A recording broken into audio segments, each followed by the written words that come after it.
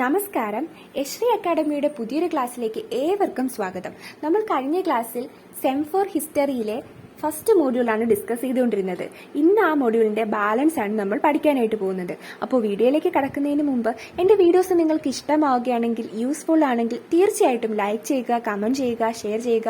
അതുപോലെ വീഡിയോസ് കാണുന്ന എല്ലാവരും ദയവായി ഒന്ന് സബ്സ്ക്രൈബ് ചെയ്തേക്കണേ.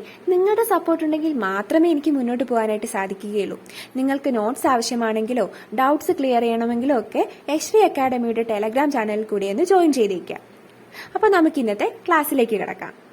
കഴിഞ്ഞ ക്ലാസ്സിൽ നമ്മൾ ഇന്റഗ്രേഷൻ ഓഫ് കാശ്മീറും അതുപോലെ ഇന്റഗ്രേഷൻ ഓഫ് ജുനഗറും ആണ് പഠിച്ചത്. ഇന്ന് നമ്മൾ പഠിക്കാൻ പോകുന്നത് integration of Hyderabad and integration of Manipur. ആദ്യം നമുക്ക് ഇന്റഗ്രേഷൻ ഓഫ് ഹൈദരാബാദ് നോക്കാം. Hyderabad, the largest of the princely states, was surrounded entirely by Indian territory. ഹൈദരാബാദിന്റെ പ്രത്യേകത എന്തായിരുന്നു? ഏറ്റവും ലാർജസ്റ്റ് ആയിട്ടുള്ള ഒരു പ്രിൻസിലി സ്റ്റേറ്റ് ആയിരുന്നു ഹൈദരാബാദ്.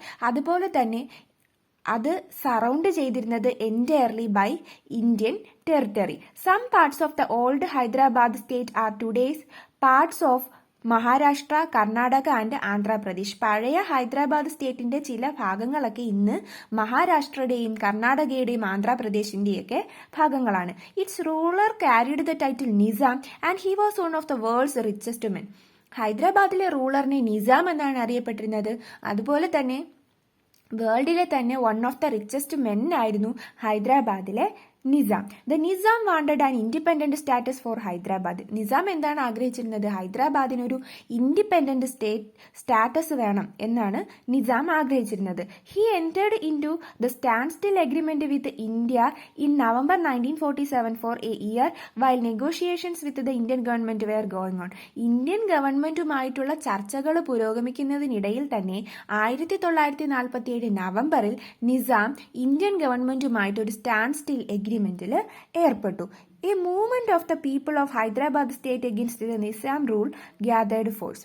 കുറച്ചുനാൾ കഴിഞ്ഞപ്പോഴേക്കും നിസാമിന്റെ റൂളിന് എതിരായിട്ടുള്ള ചില മൂവ്മെന്റ്സ് ഒക്കെ ഹൈദരാബാദ് സ്റ്റേറ്റിൽ ഉടലെടുക്കാനായിട്ട് തുടങ്ങി. The peasantry in the Telangana region in particular was the victim of Nizam's oppressive rule and rose against him. നിസാമിന്റെ ഒപ്രസീവ് റോളിൽ ഏറ്റവും കൂടുതൽ കഷ്ടത അനുഭവിച്ചിരുന്നത് തെലങ്കാനയിലുള്ള കർഷകരായിരുന്നു. അപ്പൊ അവരാണ് ഏറ്റവും ആദ്യവും അതുപോലെ ഏറ്റവും ഭീകരമായ രീതിയിലും നിസാമിനെതിരെ തിരിഞ്ഞത്. Women who had seen the worst of this operation joined the movement in large numbers. കർഷകർ മാത്രമല്ല, സ്ത്രീകൾ പോലും നിസാമിന്റെ റൂളിൽ ഒരുപാട് ഓപ്പറേഷൻസ് സഹിച്ചിരുന്നു. അതുകൊണ്ട് അവരും ലാർജ് നമ്പേഴ്സിൽ അവരും നിസാമിനെതിരായ മൂവ്മെന്റ്സിലൊക്കെ ഉൾപ്പെട്ടു തുടങ്ങി. The Nizam responded by unleashing a paramilitary force known as the Razakars on the people. Nizam ഈ മൂവ്മെന്റ്സിനെതിരെ എങ്ങനെയാണ് റെസ്പോണ്ട് ചെയ്തത്? അദ്ദേഹം ഒരു പാരാമിലിറ്ററി ഫോഴ്സിനെ അൺലീഷ് ചെയ്തു. ഈ പാരാമിലിറ്ററി ഫോഴ്സിനെ എന്തെന്നാണ് അറിയപ്പെട്ടിരുന്നത്? റാസാക്കേഴ്സ് എന്നാണ് അറിയപ്പെട്ടിരുന്നത്. അപ്പോൾ ഇത്തരം നിസാമിനെതിരായ ഇത്തരം മൂവ്മെന്റ്സിനെതിരെ നിസാം എങ്ങനെയാണ് റെസ്പോണ്ട് ചെയ്തത്? റാസാക്കേഴ്സ് എന്നറിയപ്പെടുന്ന പാരാമിലിറ്ററി ഫോഴ്സിനെ അൺലീഷ് ചെയ്തുകൊണ്ട് നിസാം ഈ മൂവ്മെന്റ്സിനെതിരെ റെസ്പോണ്ട് ചെയ്തു. Targeting particularly the non Muslims. ഈ പാരാമിലിറ്ററി ഫോഴ്സ്, ഈ റാസാക്കേഴ്സ് ആരെയാണ് ഏറ്റവും കൂടുതൽ ഫോക്കസ് ചെയ്തിരുന്നത് അല്ലെങ്കിൽ ടാർഗറ്റ് ചെയ്തിരുന്നത്? ആരെയാണ്? നോൺ മുസ്ലിംസിനെയാണ് ടാർഗറ്റ് ചെയ്തിരുന്നത്. In September 1948 Indian army moved into control the Nizam's forces. 1948 സെപ്റ്റംബറിൽ ഇന്ത്യൻ ആർമി നിസാംസിന്റെ ഫോഴ്സസിനെ കൺട്രോൾ ചെയ്യാനായിട്ട് പുറപ്പെട്ടു. After a few days of ഇന്റർമിനന്റ് ഫൈറ്റിംഗ് ദ നിസാം സറണ്ടേർഡ്. കുറച്ചു ദിവസത്തെ ഫൈറ്റിന് ശേഷം നിസാം സറണ്ടർ ചെയ്തു.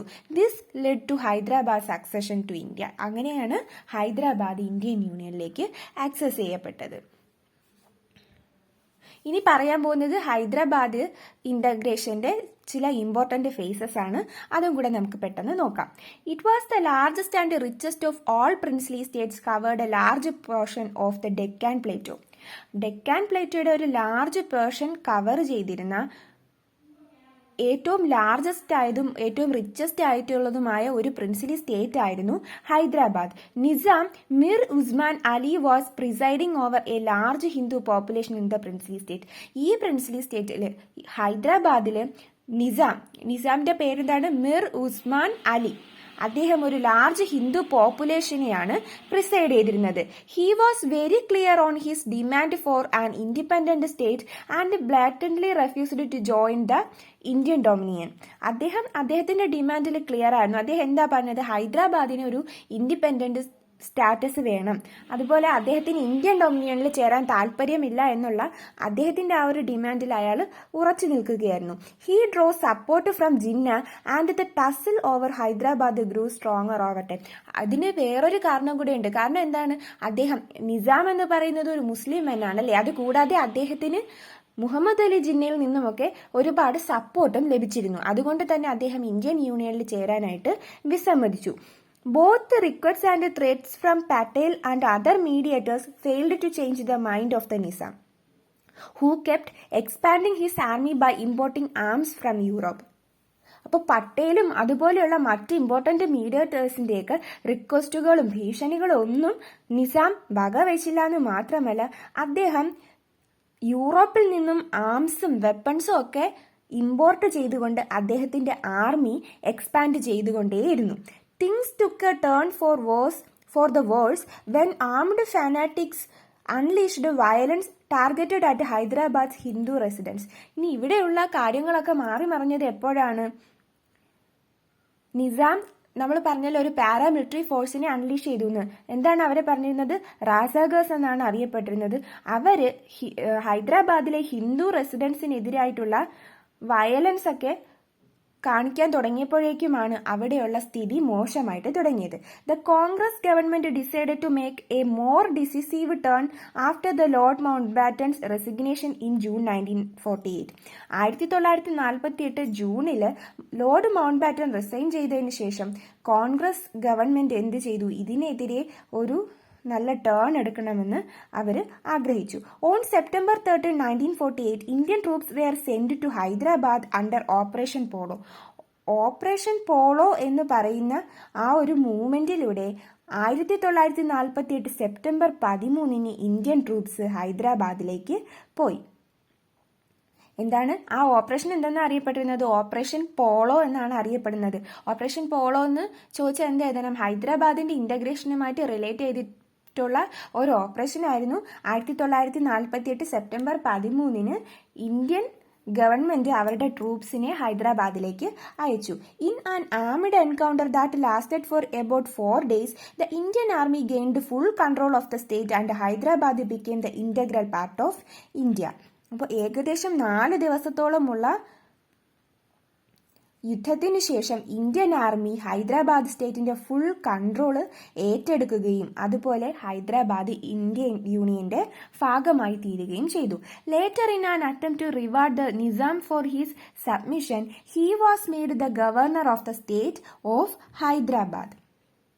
അപ്പോൾ നിസാം കീഴടങ്ങുകയാണ് ചെയ്തത് അല്ലേ. അപ്പോൾ അദ്ദേഹത്തിന്റെ സമർപ്പണത്തിനുള്ള ഒരു റിവാർഡായിട്ട് പിന്നീട് നിസാമിനെ ഹൈദരാബാദ് സ്റ്റേറ്റിന്റെ ഗവർണറായിട്ട് ഇന്ത്യൻ ഗവൺമെന്റ് നിയമിച്ചു. അപ്പോൾ ഇത്രയാണ് ഇന്റഗ്രേഷൻ ഓഫ് ഹൈദരാബാദ്. ഇനി നമ്മൾ പഠിക്കാൻ പോകുന്നത് integration of Manipur. A few days before independence the Maharaja of Manipur Bodhachandra Singh signed the instrument of accession with the Indian government on the assurance that the internal autonomy of Manipur would be maintained. അപ്പോൾ ഇൻഡിപെൻഡൻസിന് കുറച്ച് ദിവസം മുമ്പാണ് മണിപ്പൂരിലെ മഹാരാജയായിരുന്ന Bodhchandra Singh instrument of accession, Indian ഗവൺമെന്റിന്റെ instrument of accession sign ചെയ്തത്. അപ്പോൾ അവിടെ ഉണ്ടായിരുന്ന ആ ഒരു അഷുറൻസ് എന്തായിരുന്നു? മണിപ്പൂരിന്റെ ഇന്റേണൽ ഓട്ടോണമി മെയിൻറ്റെയിൻ ചെയ്തിരിക്കും എന്നുള്ള ആ ഒരു അഷുറൻസിലാണ് ഇന്ത്യൻ ഗവൺമെന്റിന്റെ ഇൻസ്ട്രുമെന്റ് ഓഫ് ആക്സഷൻ ആര് സൈൻ ചെയ്തത്? മണിപ്പൂരിലെ മഹാരാജയായിരുന്ന ബോധചന്ദ്ര സിംഗ് സൈൻ ചെയ്തത്. Under the pressure of public opinion the Maharaja held elections in Manipur in June 1948 and the state became A constitutional monarchy. അപ്പോൾ പബ്ലിക്കിന്റെ പ്രഷർ കാരണം മണിപ്പൂരിലെ മഹാരാജ 1948 ജൂണിൽ മണിപ്പൂരിൽ ഇലക്ഷൻസ് ഒക്കെ കണ്ടക്ട് ചെയ്തു. അതോടെ ആ സ്റ്റേറ്റ് ഒരു കോൺസ്റ്റിറ്റ്യൂഷണൽ മൊണാർക്കി ആയിട്ട് തീർന്നു. Manipur was the first part of India to hold an election based on universal adult franchise. Universal adult ഫ്രാഞ്ചൈസിൽ ബേസ് ചെയ്തിട്ടുള്ള ഒരു ഇലക്ഷൻ ആദ്യമായിട്ട് ഇന്ത്യയിൽ നടന്നത് എവിടെയാണ്? മണിപ്പൂരിലാണ്. In the legislative assembly of Manipur there were sharp differences over the question of merger of Manipur with India. മണിപ്പൂരിന്റെ legislative അസംബ്ലിയിൽ മണിപ്പൂർ ഇന്ത്യയുമായിട്ട് മെർജ് ചെയ്യുന്നതിനെ കുറിച്ചുള്ള ഡിഫറൻസസ് ഒക്കെ എറേസ് ചെയ്തിട്ടുണ്ടായിരുന്നു. While the state Congress wanted the merger, other political parties were opposite to this. മണിപ്പൂരിന്റെ state Congress merger ആണ് ആഗ്രഹിച്ചിരുന്നതെങ്കിലും മറ്റ് പൊളിറ്റിക്കൽ പാർട്ടീസ് ഒക്കെ ഇതിനെ ഒപ്പോസ് ചെയ്തു. The government of India succeeded in pressuring the Maharaja into signing a merger agreement in September 1949 without consulting the popularly elected legislative assembly of Manipur. അപ്പോൾ Indian government എന്ത് ചെയ്തു? ഇത് അറിഞ്ഞപ്പോഴേക്കും മഹാരാജയെ ഒരുപാട് പ്രഷർ ചെയ്തിട്ട് അവർ ആ ഒരു മെർജർ എഗ്രിമെന്റിൽ സൈൻ ചെയ്യിപ്പിച്ചു. പക്ഷെ ആ സമയത്ത് അവരാരെ കൺസിഡർ ചെയ്തില്ല? മണിപ്പൂരിൽ ഇലക്ഷൻസ് ഒക്കെ കണ്ടക്ട് ചെയ്തിട്ട് ഒരു കോൺസ്റ്റിറ്റ്യൂഷണൽ മൊണാർക്കിയായി മാറി എന്ന് പറഞ്ഞല്ലേ. അപ്പൊ അവിടെ ഒരു ലെജിസ്ലേറ്റീവ് അസംബ്ലി ഉണ്ടായിരുന്നു. ആ ലെജിസ്ലേറ്റീവ് അസംബ്ലിയെ ഒന്നും കൺസിഡർ ചെയ്യാതെ തന്നെ ഇന്ത്യൻ ഗവൺമെന്റ് മണിപ്പൂരിലെ മഹാരാജയെ പ്രഷർ ചെയ്തിട്ട് എഗ്രിമെന്റ് ഓഫ് മെർജറിൽ സൈൻ ചെയ്യിപ്പിച്ചു. This caused a lot of anger and resentment in Manipur, the repercussions of which are still being felt. അപ്പൊ ഇതെന്തിന് കാരണമായി? മണിപ്പൂരിൽ ഒരുപാട് ആംഗറും റിസെന്റ്മെന്റ്സും ഒക്കെ ഉണ്ടാകുന്നതിന് കാരണമായി. ഇനി അടുത്ത് പറയാൻ പോകുന്നത് integration of Jodhpur. The Rajput princely state, despite having A Hindu king and A large Hindu population, strangely had A tilt towards Pakistan. Rajput എന്ന് പറയുന്ന പ്രിൻസിലി സ്റ്റേറ്റിന് അവിടെ ഒരു ഹിന്ദു കിങ്ങും അതുപോലെ ഒരു ഹിന്ദു പോപ്പുലേഷനുമാണ് ഉണ്ടായിരുന്നെങ്കിലും വിചിത്രമായിട്ട് അവർക്ക് പാകിസ്ഥാനോടൊരു ചായ്വുണ്ടായിരുന്നു. നമ്മൾ ഇതുവരെ പഠിച്ചതിൽ Hindu population majority Hindu population ആണെങ്കിൽ കൂടിയും ഒരു മുസ്ലിം റൂളറുള്ള ഒരു സ്റ്റേറ്റ് ഒക്കെ ആയിരിക്കും പാകിസ്ഥാനോട് കൂടുതൽ ചായ്വ് കാണിക്കുന്നത് അല്ലേ. പക്ഷെ ഇവിടെ നേരെ തിരിച്ചാണ്. രജ്പുത്ത് എന്ന പ്രിൻസിലി സ്റ്റേറ്റിന്റെ കാര്യമാണെങ്കിൽ എന്താണ്, അവിടെ ഒരു ഹിന്ദു കിങ് ആണ് ഉണ്ടായിരുന്നത്, അതുപോലെ ഒരു മെജോറിറ്റി ഹിന്ദു പോപ്പുലേഷൻ ആണ് ഉണ്ടായിരുന്നത് എങ്കിൽ കൂടിയും അവർക്ക് പാകിസ്ഥാനോടായിരുന്നു ചായ്വ് കൂടുതൽ. Young and inexperienced Jodhpur prince Hanwant Singh record that he may get a better deal from Pakistan since his state was contiguous with the country. അവിടുത്തെ പ്രിൻസ്, ജോധ്പൂരിലെ പ്രിൻസ് എന്ന് പറഞ്ഞാൽ യങ് ആയിരുന്നു, അതുപോലെ ഇൻഎക്സ്പീരിയൻസ്ഡ് ആയിരുന്നു. അതുകൊണ്ട് തന്നെ പ്രിൻസിന്റെ പേരെന്താണ്? ഹൻവന്ത് സിംഗ്. അദ്ദേഹം എന്ത് കണക്കാക്കി? അവരുടെ ജോധ്പൂർ എന്ന് പറയുന്ന പ്രിൻസിലി സ്റ്റേറ്റ് പാകിസ്ഥാന്റെ ഒരു തുടർച്ചയാണ്. അതുകൊണ്ട് തന്നെ അവർക്ക് പാകിസ്ഥാന്റെ ഭാഗത്തു നിന്നും ഒരു ബെറ്റർ ഡീൽ ലഭിക്കും എന്നൊക്കെയാണ് ഇൻഎക്സ്പീരിയൻസ്ഡ് ആയിട്ടുള്ള യങ് ആയിട്ടുള്ള ഹൻവന്ത് സിംഗ് എന്നറിയപ്പെടുന്ന ജോധ്പൂരിന്റെ Prince വിശ്വസിച്ചിരുന്നത്. Jinnah reported to have given the Maharaja a signed blank sheet of paper to list all his demands. അപ്പോൾ ഇതിനു വേണ്ടിയിട്ട് മുഹമ്മദ് അലി ജിന്ന എന്ത് ചെയ്തു? അദ്ദേഹം സൈൻ ചെയ്ത ഒരു ബ്ലാങ്ക് ഷീറ്റ് ഓഫ് പേപ്പർ ജോധ്പൂരിലെ മഹാരാജയ്ക്ക് കൊടുത്തു. എന്നിട്ട് അതിൽ അദ്ദേഹത്തിന്റെ ഡിമാൻഡ്സ് എല്ലാം ലിസ്റ്റ് ചെയ്യാനായിട്ട് പറഞ്ഞു. അപ്പോൾ ബ്ലാങ്ക് ഷീറ്റിൽ ജിന്ന സൈൻ ചെയ്ത് കൊടുക്കുന്നു എന്ന് പറഞ്ഞാൽ തന്നെ അതിന്റെ അർത്ഥം എന്താണ്? ജോധ്പൂരിലെ പ്രിൻസ് എന്ത് ആവശ്യപ്പെട്ടാലും എന്ത് ഡിമാൻഡ് ചെയ്താലും അതൊക്കെ അക്സെപ്റ്റ് ചെയ്യാൻ പാകിസ്ഥാൻ തയ്യാറാണ് എന്നാണ് അവിടെ ഉദ്ദേശിച്ചിരിക്കുന്നത്. അപ്പോൾ ജിന്ന എന്ത് ചെയ്തു? ഒരു ബ്ലാങ്ക് ഷീറ്റ് ഓഫ് പേപ്പറിൽ സൈൻ ചെയ്തതിന് ശേഷം ജോധ്പൂരിലെ പ്രിൻസിന് കൊടുത്തു. എന്നിട്ട് അദ്ദേഹത്തിന്റെ എല്ലാ ഡിമാൻഡ്സും അതിൽ എഴുതാനായിട്ട് പറഞ്ഞു. He also offered him free access to the Karachi port to arms manufacturing and importing along with military and agrarian support. അദ്ദേഹം എന്ത് ഓഫർ ചെയ്തു? ജിന്ന വേറെ എന്താണ് ഓഫർ ചെയ്തത്?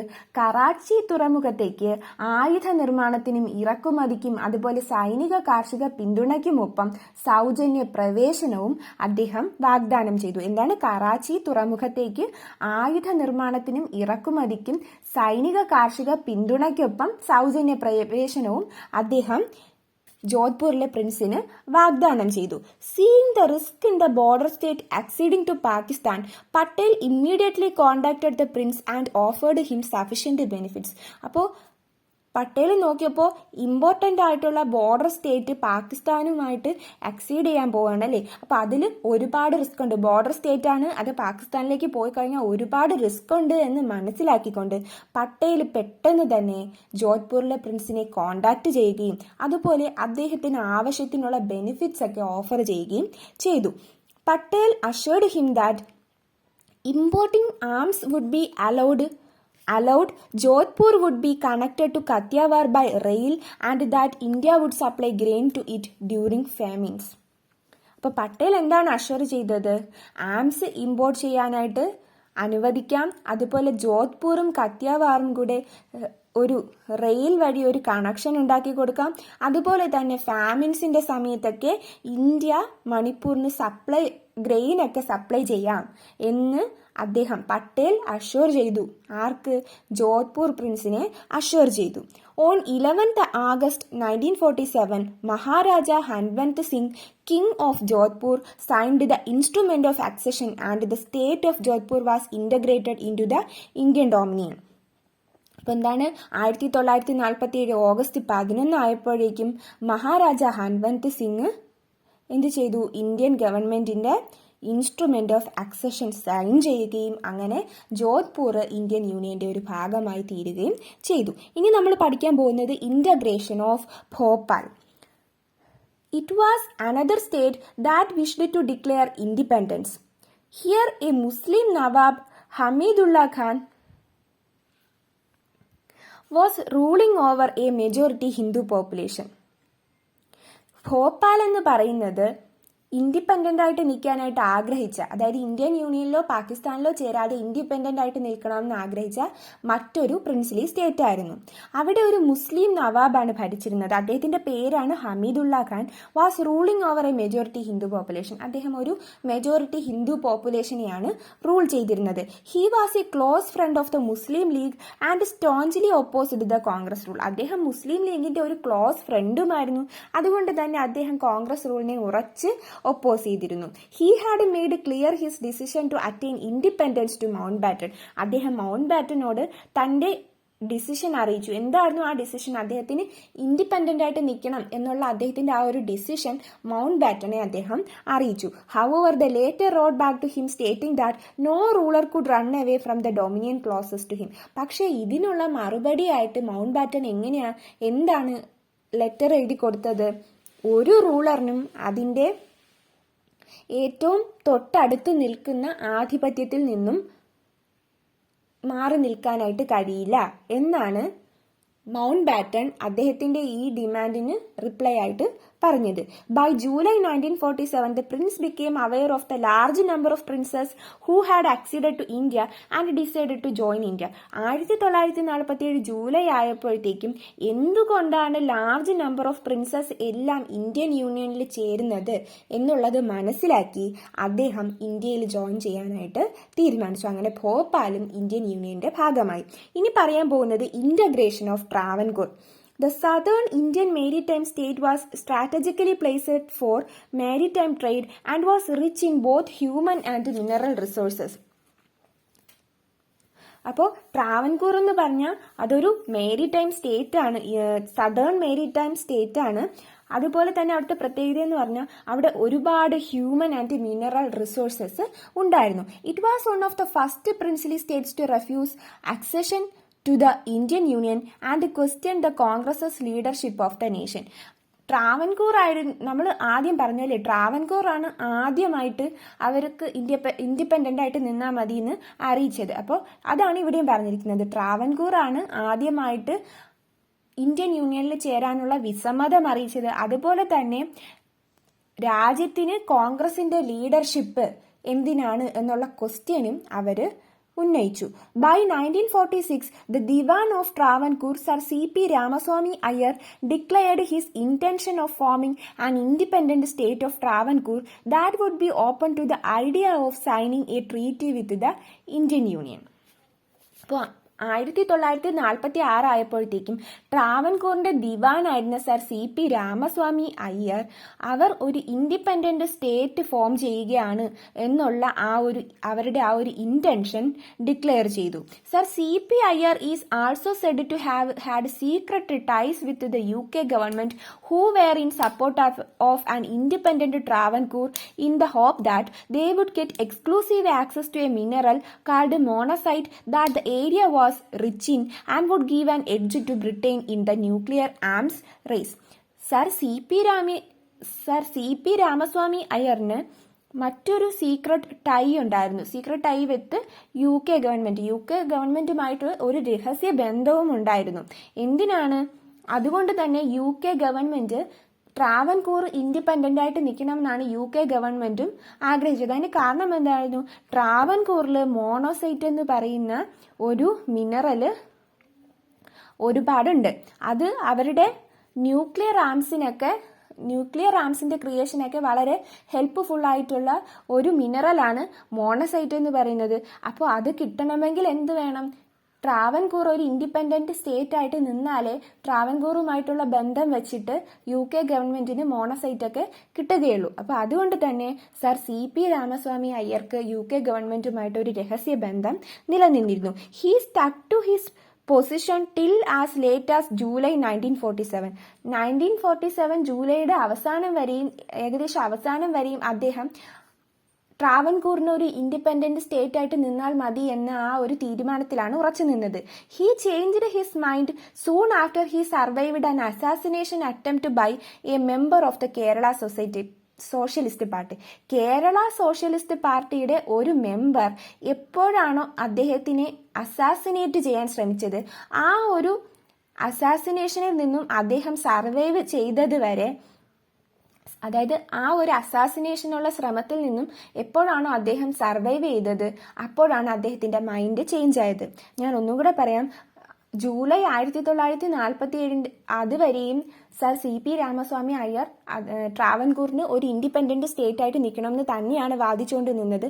പക്ഷെ കുറച്ചു നാളുകൾക്ക് ശേഷം കേരള സോഷ്യലിസ്റ്റ് പാർട്ടിയുടെ ഒരു മെമ്പർ അദ്ദേഹത്തിനെ അസാസിനേറ്റ് ചെയ്യാനായിട്ട് ശ്രമിച്ചു. അപ്പോൾ ഇതിൽ നിന്നും സർവൈവ് ചെയ്തതിന് ശേഷമാണ് സർ CP രാമസ്വാമി അയ്യരുടെ മൈൻഡ് മാറിയത്.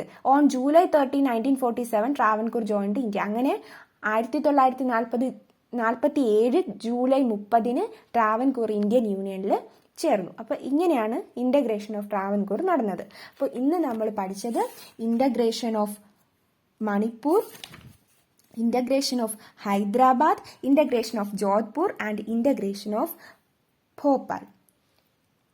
അപ്പോൾ ഇന്ന് പഠിപ്പിച്ചത് എല്ലാവർക്കും മനസ്സിലായി എന്ന് വിശ്വസിക്കുന്നു. ഈ മൊഡ്യൂളിന്റെ ബാലൻസ് ഭാഗം നമുക്ക് അടുത്ത വീഡിയോയിൽ പഠിക്കാം. Thank you.